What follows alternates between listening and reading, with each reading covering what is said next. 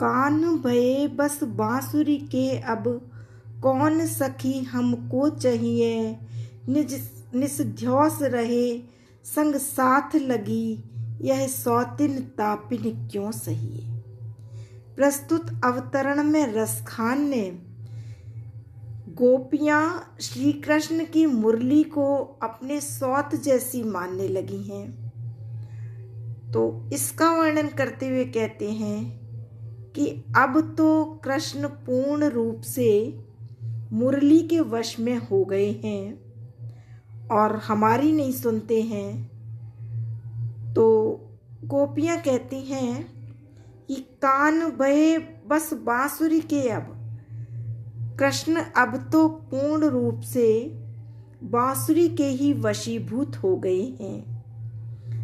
अब कौन सखी हमको चाहिए। अब हमको कौन चाहता है, अर्थात कृष्ण ने हमको देखना और चाहना भी छोड़ दिया है।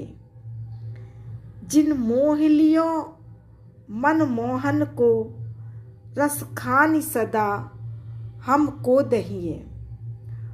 और वो कहती हैं कि जिन्होंने अब कृष्ण को पूर्ण रूप से मोहित कर लिया है, तो अब वह हर समय कृष्ण के ही साथ लगी रहती हैं और रसखानी सदा हमको दहिए। और इस तरीके से हमको एक सौत की तरह से वह जलाती हैं। और अब हम ये कष्ट कैसे सहन करेंगे। और जब उस मुरली ने कृष्ण का मन मोह लिया है, तो वह मुरली अब हमको क्यों नहीं संतप्त करेगी। अर्थात मुरली के कारण अब हमको बहुत व्याकुलता का अनुभव हो रहा है। तो कहती हैं सखियां मिली आओ सबे, सखी भाग चले, अब तो ब्रज में बसुरी रही है। कि इसलिए अब हम सब एक जगह एकत्रित होकर और इस ब्रज से कहीं दूसरी ओर भाग के चले जाएं, क्योंकि अब तो ब्रज में केवल बांसुरी ही रहेगी। आज गई होती भो रही हो, रस खानी रही बही नंद के भौ नहीं। इसमें रसखान ने बालक कृष्ण के कारण यशोदा के सुंदर सुख विलास का वर्णन किया है, क्योंकि वो कृष्ण भगवान की रूप माधुरी को देखकर कहते हैं कि आज कोई ग्वालिन अपनी सखी से कहने लगी कि आज गई होती भो रही हूँ। आज मैं प्रातःकाल होते ही नंद के भवन में गई और वहाँ पर मैंने जो अनुपम शोभा देखी। रसखान रही भाई नंद के भवन। नंद के भवन में एक अनुपम शोभा थी।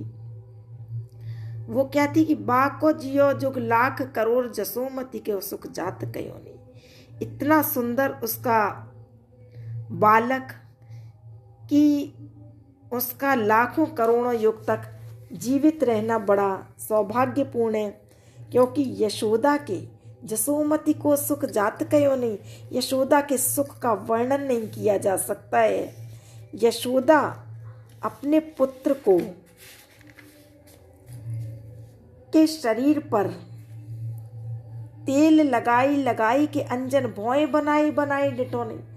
तेल लगाकर और भौं पर अंजन लगाकर उसके मुख पर नजर से बचाने के लिए मानो काजल का एक टीका लगाती है। और उस रूप माधुरी को देखकर न्योछावर होती हुई डारी हमेलन हार निहारत भारत ज्यों चुचकारत छोनई। और उस अनुपम कृष्ण की रूप माधुरी को देखकर उस पर समर्पित होती हुई न्योछावर होती हुई उसे पुचकारने लगती है। अर्थात अपने बालक कृष्ण का रूप सौंदर्य निरंतर देखते रहने से मानो यशोदा का तो जीवन ही धन्य हो गया है।